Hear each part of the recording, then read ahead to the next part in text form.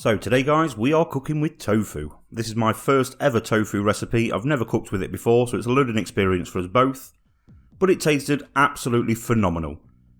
You've got to give this recipe a go if you've never tried it. Really simple to make, making literally easiest ingredients ever go into it. But there's the star of the show, the tofu. I'm using about 325 grams of a firm tofu. Really important that you use firm.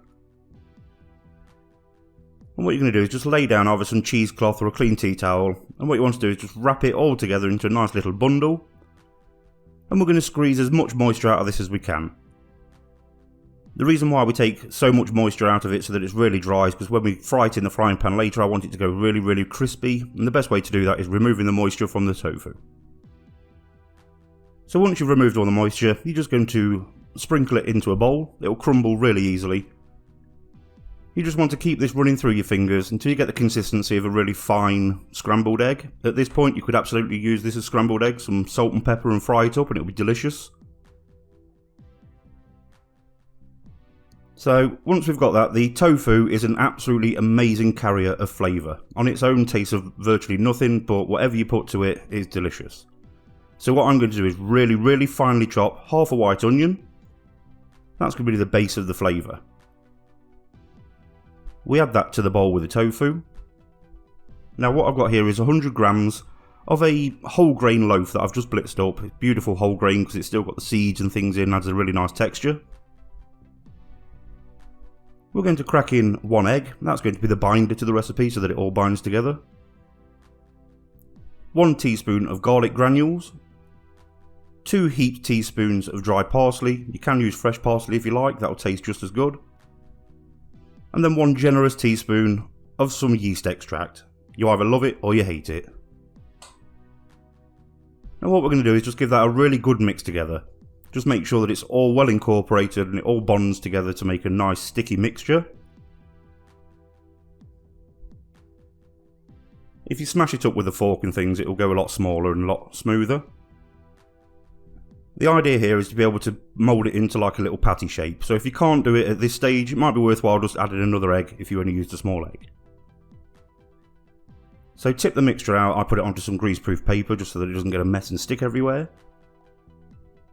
And then what we're going to do, handful at a time, is just make some nice big hard round balls of tofu.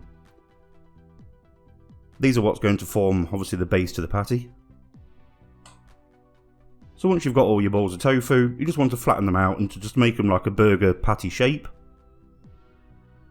If they do start to crumble a little bit, don't worry, just put them back into shape again. Once they've gone into the fridge to firm up, and once they're fried, they won't fall to pieces, they'll be amazing.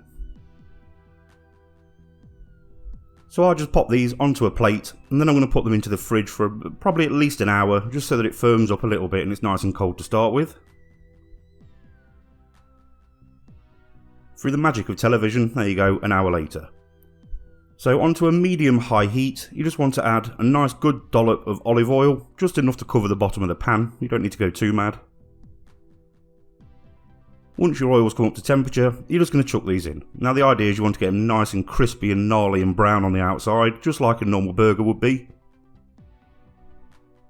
These will probably take, I'd probably say 5 to 6 minutes on each side, depending on how hot your pan is. If they don't firm up in the middle and they're starting to cook too much on the outside, you can finish them off at 180 degrees in the oven, just so that they cook all the way through and that onion doesn't stay raw. After 5 or 6 minutes, you just want to toss them over and look at that beautiful dark brown gnarly colour. Absolutely delicious. I must admit, for the first time I've ever tried tofu, these were literally mind-blowing. Definitely want to try some new recipes with them again. And that's all your burgers done. So I've just got some seeded buns here, bit of lettuce, bit of tomato, chuck them on top. Obviously no burger would be complete without a bit of American cheese. And it's virtually impossible to have any burger whatsoever without a nice good dollop of tomato sauce on the top. There you have it guys, those are my tofu burgers. I hope you've enjoyed this recipe. If you have, don't forget to subscribe to my channel to become part of the family.